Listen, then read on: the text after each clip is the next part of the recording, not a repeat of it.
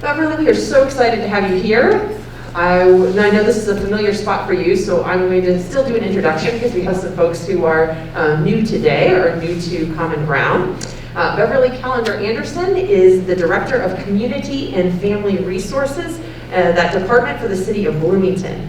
And in her work, she is focusing on improving the quality of life for Bloomington residents by connecting them to resources, encouraging collaborations between agencies, and celebrating our city's diverse history and people. She has deep connections to our city and to the United Methodist Church, including St. Mark's and our United Methodist Women, who you have some of your groupies here today. Yes. Good to see you. We're so glad you're here. Thanks, we're seeing you. We're so glad to have you here. And we're going to be immersing ourselves in a challenging conversation about what majority culture churches can do in the work for racial equity. And so Beverly and I are going to have some conversation together, and then at the end we're going to open up for a time of Q&A, so be thinking about questions that you might like to pose. And I come from a journalism background, and I am a groupie of Krista Tippett from On Being. And she opens up every one of her interviews on NPR by asking this question. Beverly, what was the religious or spiritual background of your childhood, and how did it shape you? So, my early years were spent in the Mennonite church. I lived in Chicago, on the west side of Chicago, and the Mennonites in the 60s and 70s planted missions in low-income areas in larger cities. And so the Mennonite church, as I have shared with Pastor Lisa, was the one church my sister and brother and I could get to without crossing the street. And so that's where we went, and my parents would get us up and we'd go to a Mennonite church. So when we moved from that area, the next church that we could get to without crossing the street, or a large street, was a United Methodist church. And I was confirmed in the Mennonite church, I was baptized in the United Methodist church. And then life happened, and I married a Methodist minister who had grown up in a missionary Baptist church. So it's really interesting because I think just my spiritual upbringing, and I went to an American Baptist college, forgot that. So my spiritual upbringing is more, I think, more inwardly focused, more thoughtful, more contemplative, where when I was married, he came from a background that was more outwardly expressive. And even in the churches that we served, they were African American churches, and so the expression was more outward, and so there was some pull and tug there, but I still find myself to be more contemplative. That Mennonite peaceful piece is still there. And you just mentioned, of course, a minute ago that you have been part of some of these majority culture churches for much of your life. And so I'm wondering about how that journey, you talked a little bit about how that has shaped you, but if you could share a little bit more. And then also how you think majority culture churches can create senses of belonging for people who may not be part of that majority culture. What does that look like? So I think being a part of majority culture churches for all my life, I mean, because even though they may have been an African American congregation, they were still, United Methodist and then whatever they were, majority culture churches. I don't remember not feeling like I belonged when I was younger, and that just could have been me. But I do remember going to college, and it was an American Baptist school and very religious-based school. And there was a sense of being othered, that we didn't really belong, like we were allowed to be there. And I think that's been the experience that I've had since college, that except for being in an all African American congregation, when I was in a mixed congregation, you've been allowed to be here, and so now you need to change whatever it is that you bring, whether it's an outward expression of your faith or your spirituality, whether it's your music, whether it's how you pray. You need to change in order to fit into this culture. But you're okay, we welcome you, but you got to be like us. So I think that's probably been the tug and pull of being in a faith that I grew up in, that I understand, that I love, but then not being accepted by not feeling as one with the majority of the people. Does that make sense? Yes, and that's hard because you're not allowed to bring your full self then into the community. And so subsequently, and I am not the only person that does this, I know other people do it. Subsequently, I will get up in the morning, did it this morning, listen to my gospel music on Sirius, because I know that I'm not going to get that music when I go to a worship service, or I'll go home and I'll watch one of the services from Chicago or somewhere else, Michigan, Saginaw.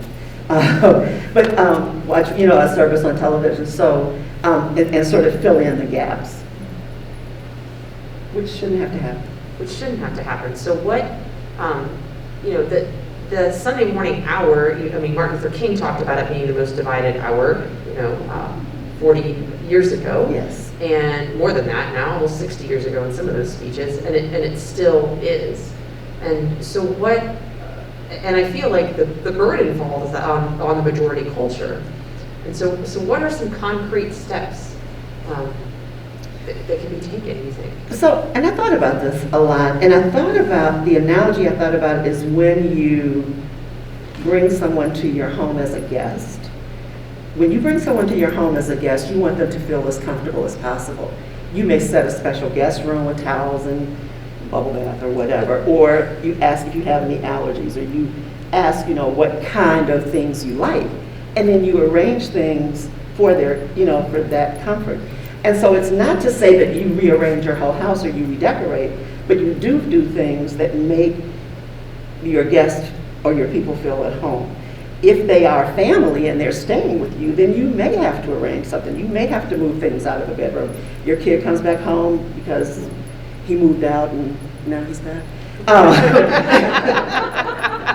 Not that you would know anything about that, Beverly. Your craft room may become a new bedroom, and so you really may have to change some things around. And I think that there's a reluctancy on majority culture churches to make any changes, whether it's music, whether it's, I'm sure you've known what it's been like to change a worship time. So any... Preach. Just did that this fall. So any kind of change is difficult, but in order for people to feel like this is home, you're going to have to do something. And it doesn't mean it has to be radical, it doesn't mean it has to be all at once. And I think the other piece of it is that people want to be heard. There are so many committees and things that people can be on, and not just as a token, but as a full participating member, and that their voices can actually be heard, and they can bring their full selves, or they can bring their expertise in other areas. First Church is great for having so many experts in so many things, and Bloomington is blessed in that way. And so I think when people come, they want to know that their voices are going to be important, and that when they speak, it won't just be, okay, we let the Latino guy speak, we let the Black guy speak, now we can go on and make our decision, someplace else. So could you talk a little more about tokenism? Because I think that that's something that we get trapped in a lot in majority culture church, not just a local church, but also in the United Methodist as a conference and general conference. We make a very concerted effort to make sure one of our first few delegates voted in is a person of color. And then we're like, okay, we've done it, and now we can go and vote all the white people in. Likewise, we do that same thing in our church with nominations. And in this church, it's very difficult. We are a predominantly Anglo and Caucasian congregation. And so talk to me a little bit about how majority cultures can avoid that trap of tokenism in your mind. So when I first started, I've been with the city for 16 years. When I first started at the city, the mayor that appointed me, one of the things he said to me is, I don't know a lot of people of color, and I need you to introduce me to them. Not I need you to go out and get them and bring them to me, but I need you to introduce me to them so that I can then know people that I can hire, people I can appoint, because I can't hire who I don't know, and people hire who they know. So my first recommendation is get to know folks. Visit other churches, you can, Bethel, Lighthouse, Second Baptist, City Church. They're young people, they're African Americans, they're Latino folk out there. So get to know other people, get to participate in some of the city events like Black History Month or Latino Heritage Month or Asian Pacific Islander Month. We have them all. But go to some of those events, and if you do know people of color, as opposed to, can you bring me another person of color to the church for this event, or can you bring me another person of color to my club? Introduce me to some of your friends so that we can get to know. Why don't we go have lunch? Why don't we, because then that way you start to expand your personal relationships. When you expand your personal relationships, then you're more apt to call that person.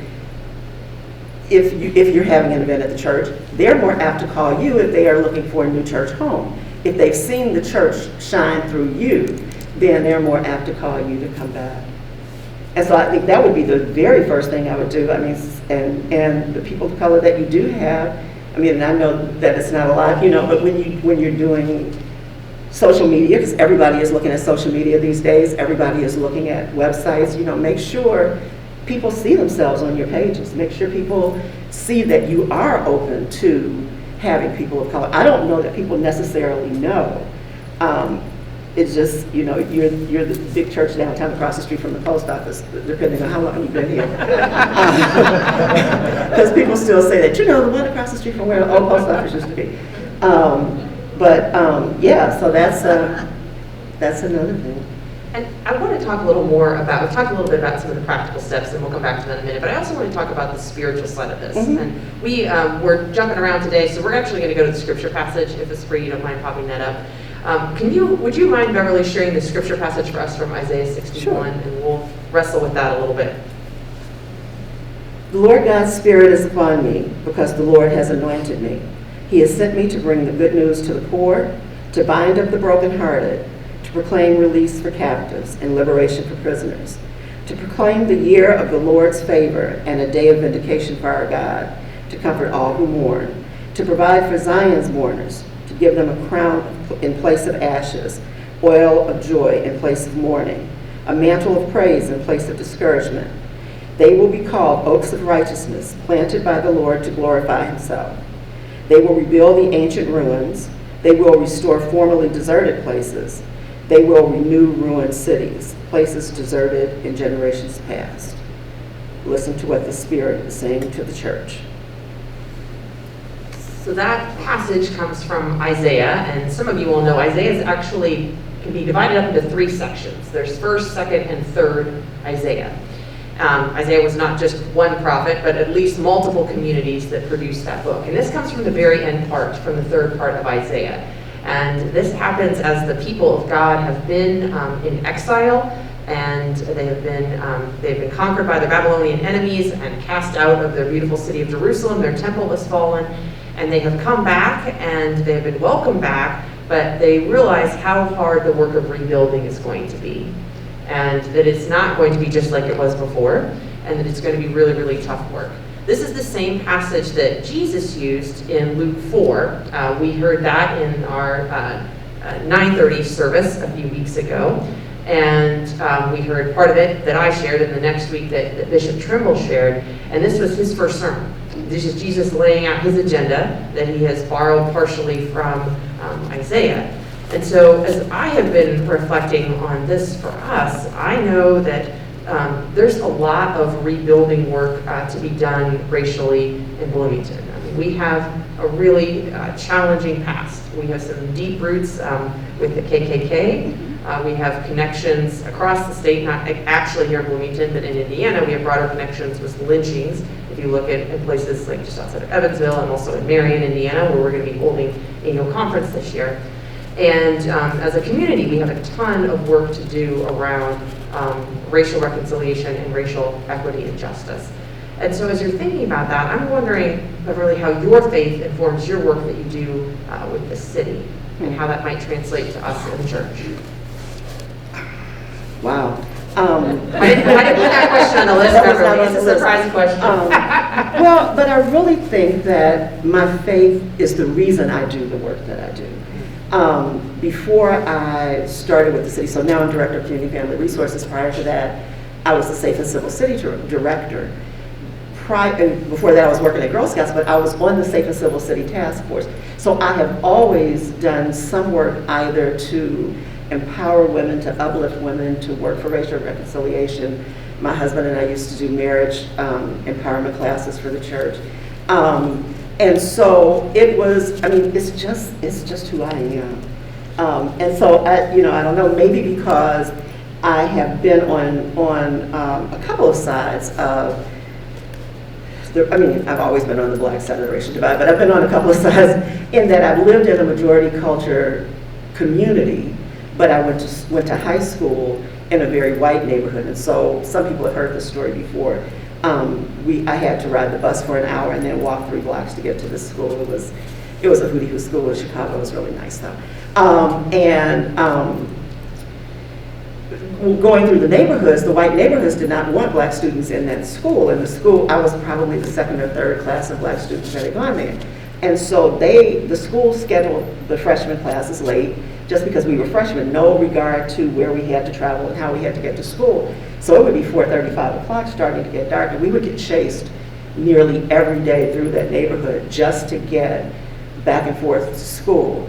And so, there was one day, and we had to pass a grammar school, and so one day some kids, they were throwing bottles and bricks and things, and we had to duck into this grammar school just to keep from getting hurt. So I've been on that side of it, but I've also been on the other side of it where the riots started after King died, and I was in a neighborhood that was affected by that. And then I went to an all-white school, and we had people come into our rooms during basketball day games and write the N-word on our walls and tell us to go home. And this was the American Baptist, really religious school that I went to. So it's weird, but then I've been in places where I felt really accepted, and like my job at the city, I feel really collegial with all of my folks, and that I'm a part of that. But I've been there 16 years. But so I've been and in parts of the church, not all of the church, but in parts of the church, I felt really accepted. So it's weird. Well, I don't know. I don't think I answered your question, but. I'm sorry. Well, I think you were starting to hit on it because you were talking about how your faith has shaped your work with us. It sounds to me like this is a calling. Yeah, I do, and I do feel that way. I do feel that way. When my husband died, and I decided I was just going to stay in Bloomington for about 3 or 4 years to let everything settle. That was 19 years ago. So part of it has been because of the job. That has kept me here and has allowed me to make a difference. And for me, just a personal thing for me, that's important with work. I've worked at a bank, I've worked, in other nonprofits, but to feel like I'm actually making a difference, and a difference that can be sustained over years. It's not just, we do things like Black History Month and American Heritage, Indian Heritage Month and things like that, but we always say we party with a purpose, and our purpose for doing that is to bring people together to not only highlight the culture, but to educate the community as well, and inspire people. And so that educate, inspire, empower is the whole theme of our department. That's what we do every day. And I just want to ask one final question, then I'll open it up for folks. One of the things that we talked about on the phone, but we didn't actually talk about, that I didn't have as a posed question for you, was about intersectionality. Mm-hmm. And for those of you, some of you might be familiar with that term. For those of you who aren't, that's a recognition that groups that have been marginalized in general, oftentimes there are places where that coalesces. There are intersections, for instance, between racial justice and women's rights. There are intersections between racial justice and LGBTQIA plus inclusion. And one of the big divisions right now in our denomination is around LGBTQIA plus inclusion. And I was at a conference 2 years ago where someone got up as we were trying to figure out where the church should go around LGBTQIA plus and said, we can't even have this conversation until we really dig into where this church is around race. Mm-hmm. And I'm wondering, how does a church like ours, which is also a majority culture when it comes to LGBTQIA plus and race and economics in many ways, how do we start to have these conversations that are also so intersectional? Well, I think you just have them. It's really weird. I think you just have them. I don't understand, and maybe, because I am not part of the majority culture, and maybe it's not as difficult for me because I have always talked about race. I've always talked about being female because that's who I am. I mean, I can't, someone asked in a diversity training one time, when was your first conversation about race? I don't know, because it was always, oh my God, Diana Ross is on television.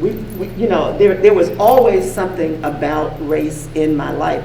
And so I think it's not as hard for people of color to talk about race. I think it's probably more, I don't want to say it makes people angry, but I think people of color don't want to have to teach you about race, but they don't mind having a conversation. They don't mind curiosity. They don't mind questions. But they shouldn't have to be your Black person translator, like every time somebody says something, or your LGBTQ translator, or whatever it is. And the intersectionality is real because, if you have an LGBTQ person of color, they've got all the issues. All the issues. It's not just one issue or that issue. And it's important to really be able to see that, and again, see the whole person, not just a piece of the person. A person is not just their alphabet or their race or whatever it is. You need to see the person. But I wanted to, you'd asked me about tokenism, and one of the things I did want to say that I didn't say, and we had talked about before, was when you bring people into your space, a lot of times it's really easy to bring one person in because you know that one person. Think of how that one person feels, or think of how you would feel if you were that one person walking into Second Baptist one Sunday and it's full of Black folk shouting and doing whatever they're doing that you're not familiar with. And think of how you would feel. So when you bring folks in, try to bring more than one. Bring, so that folks feel a little more comfortable, and not that they're going to sit together. They don't even really have to know one another, but they're not that one representative of their community, because that also has a tendency to look at one person and say, so, what do gay women think about this? So what do Hispanic men, and who knows? Right. Not expecting one person to speak for a whole culture. Exactly. Well, I want to make sure that we have some time to open it up for a few questions today. We have been taping this portion because we had several people who couldn't be here today and wanted to be able to hear what Beverly had to share. We are turning off the camera, and I want to make sure that's clear for all of you, so that if you have a question you want to ask that you feel is of a sensitive nature and you wouldn't want it taped, that you have the ability and the grace to be able to do that.